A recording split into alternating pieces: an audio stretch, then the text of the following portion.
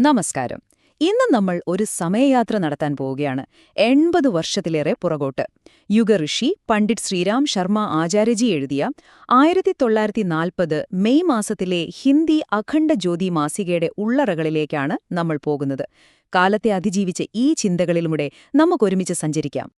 അപ്പൊ നമുക്ക് തുടങ്ങാം അല്ലേ? ഈ വിശകലനം മുഴുവൻ കാണുമ്പോൾ ഒരു ചോദ്യം നിങ്ങളുടെ മനസ്സിൽ വെക്കണം. 1940 ജീവിച്ചിരുന്ന സാധാരണ മനുഷ്യരെ അലട്ടിയിരുന്ന വലിയ ചോദ്യങ്ങൾ എന്തൊക്കെയായിരിക്കും?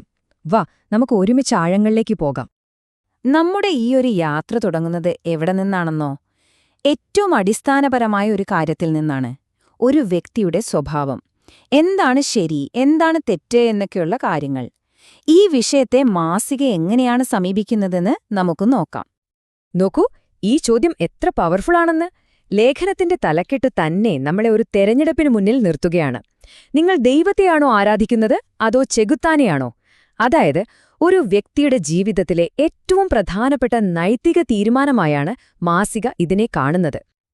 അപ്പോ ഈ ശരിയായ വഴി തിരഞ്ഞെടുക്കാൻ മാസിക 3 പ്രധാന കാര്യങ്ങളാണ് മുന്നോട്ടുവെക്കുന്നത്. ഒന്നാമതായി ബ്രഹ്മചര്യം, അതായത് നമ്മുടെ എല്ലാ ഇന്ദ്രിയങ്ങളിലും ഒരു നിയന്ത്രണം വേണം. രണ്ടാമത്തെ കാര്യം അത്യാഗ്രഹത്തെ പൂർണ്ണമായിട്ടും ഒഴിവാക്കുക. പിന്നെ മൂന്നാമത്തേത് സാർവത്രികമായ ധർമ്മം, അതായത് ശരിയായ ജീവിതരീതി എന്താണെന്ന് എപ്പോഴും അന്വേഷിച്ചുകൊണ്ടിരിക്കുക. ഇവയാണ് ഒരു ധാർമ്മിക ജീവിതത്തിന്റെ അടിത്തറയായി പറയുന്നത്. ശരി, അപ്പോൾ ഒരു ധാർമ്മികമായ അടിത്തറ നമ്മൾ ഉണ്ടാക്കിയെടുത്തു. ഇനി അടുത്ത സ്റ്റെപ്പ് എന്താണ്? അത് സ്വയം മെച്ചപ്പെടുത്തലാണ്. മാനസികമായും ശാരീരികമായും ഒരാൾക്ക് എങ്ങനെ സ്വയം വളരാം എന്നതിനെക്കുറിച്ചുള്ള നിർദ്ദേശങ്ങളിലേക്കാണ് നമ്മളിനി പോകുന്നത്. ഇവിടെയാണ് കാര്യങ്ങൾ കുറച്ചുകൂടി പ്രാക്ടിക്കലാകുന്നത്. ഓർമ്മശക്തി എങ്ങനെ കൂട്ടാം എന്നതിനെക്കുറിച്ചുള്ള വഴികൾ പറയുന്നുണ്ട്. രസകരമായൊരു കാര്യം എന്താണെന്ന് വെച്ചാൽ, അക്കാലത്ത് ഒരുതരം ചികിത്സയായി കണ്ടിരുന്ന മെസ്മറൈസം ഉപയോഗിച്ച് മറ്റുള്ളവരെ എങ്ങനെ സഹായിക്കാം എന്നുവരെ ഇതിൽ പറയുന്നുണ്ട്.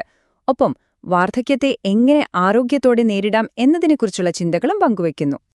ഈ മാസികയുടെ വേറൊരു പ്രത്യേകത എന്താണെന്ന് വെച്ചാൽ, അത് മനുഷ്യരെ ഒരു മൊത്തത്തിൽ മനസ്സിലാക്കാനാണ് ശ്രമിക്കുന്നത്.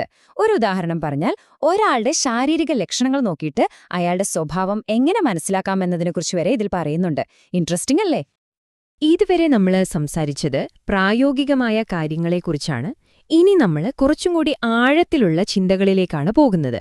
നമ്മുടെയൊക്കെ നിലനിൽപ്പിനെക്കുറിച്ചുള്ള, ഈ പ്രപഞ്ചത്തെക്കുറിച്ചുള്ള വലിയ ചോദ്യങ്ങളെ അഭിമുഖീകരിക്കുന്ന ഭാഗമാണിത്.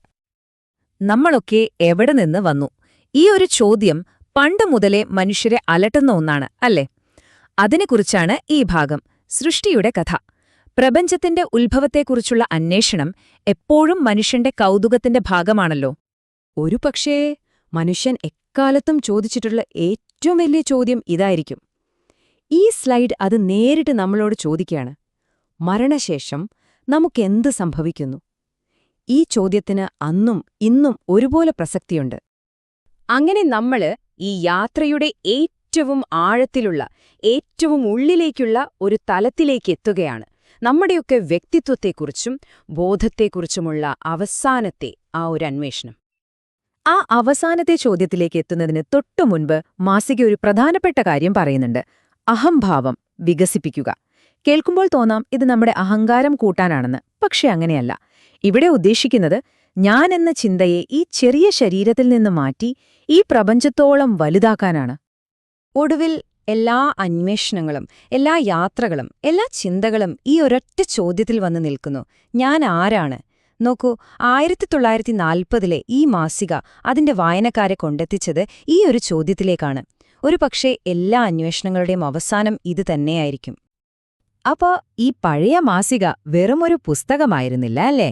അതൊരു യാത്ര തന്നെയായിരുന്നു. ധാർമ്മികതയിൽ തുടങ്ങി സ്വയം മെച്ചപ്പെടുത്തലിലൂടെ കടന്നുപോയി പ്രപഞ്ചരഹസ്യങ്ങൾ തേടി ഒടുവിൽ ഞാൻ ആരാണ് എന്ന ആ വലിയ ചോദ്യത്തിലെത്തുന്നൊരു യാത്ര. 80 വർഷം മുൻപ് ചോദിച്ച ഈ ചോദ്യങ്ങൾക്ക് നിങ്ങളുടെ ഇന്നത്തെ ജീവിതത്തിൽ എന്തുത്തരമാണ് നൽകാനുള്ളത്?